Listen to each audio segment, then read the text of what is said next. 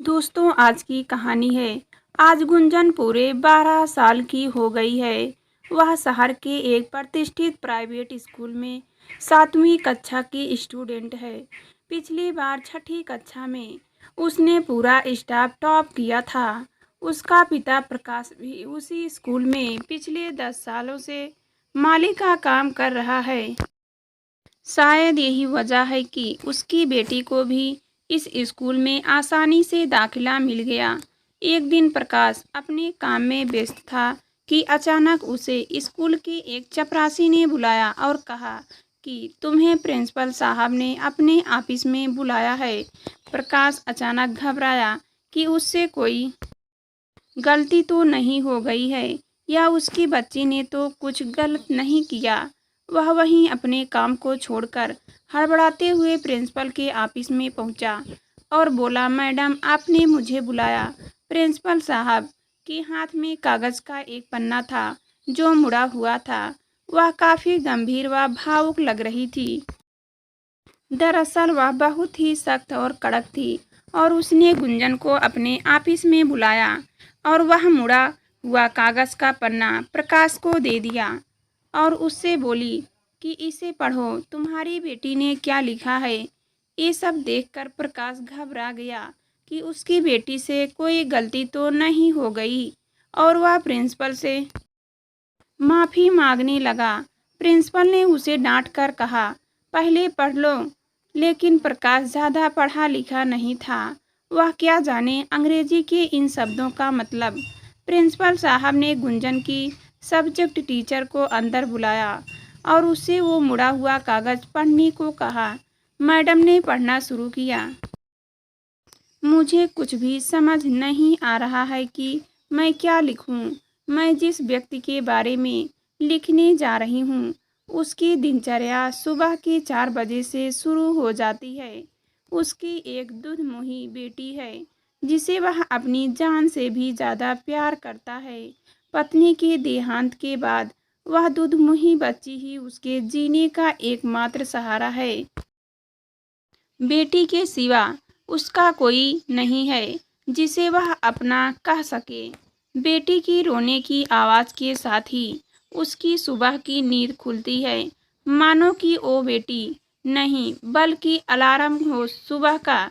वैसे कभी कभी ये अलार्म रात को भी बजता है जब उसे भूख लगती है।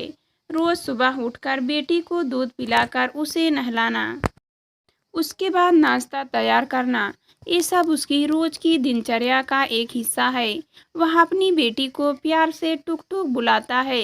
उसके लिए टुक टुक को संभालना बड़ा ही मुश्किल काम है, क्योंकि नौकरी के साथ साथ बेटी की देखभाल करना बड़ा ही कठिन काम है। उसके पास इतने पैसे तो हैं नहीं कि वो टुक टुक की देखभाल के लिए एक नैनी या आया रख सके। पर इन सभी बातों से उसे कोई फर्क नहीं पड़ने वाला, क्योंकि वह अपनी बेटी को देखे बगैर एक मिनट भी नहीं रह सकता।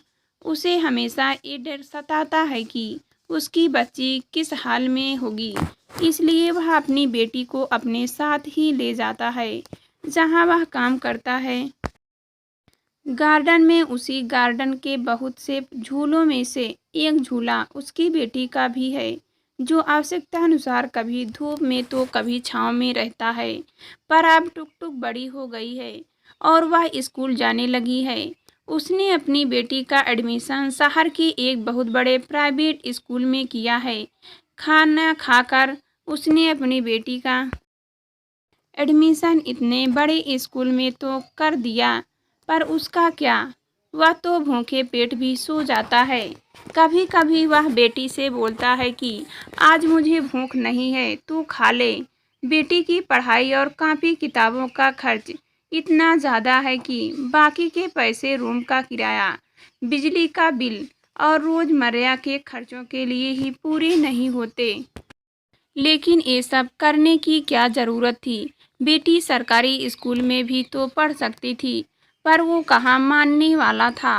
वो तो इतने वर्षों से उसी स्कूल में माली का काम कर रहा है और बड़ी बड़ी गाड़ियों में अमीरों के बच्चों को आते देख उसने भी ठान ली कि खाने के भले ही ना हो, लेकिन बेटी तो इसी स्कूल में पढ़ेगी।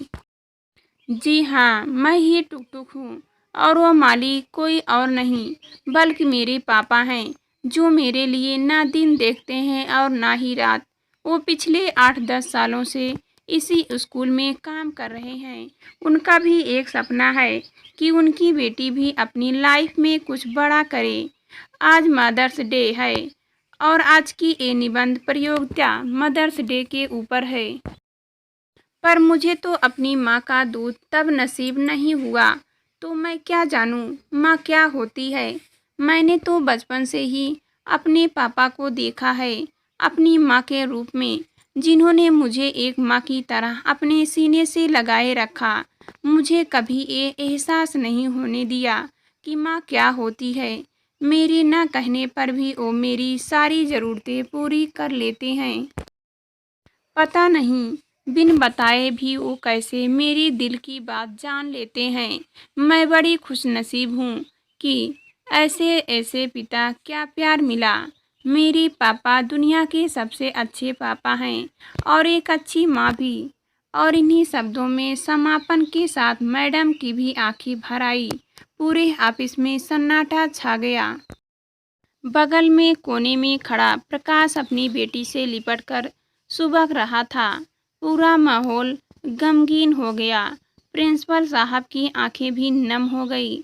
आखिर भी वो प्रकाश को इतने वर्षों से इस स्कूल में काम करते हुए देख रही थी।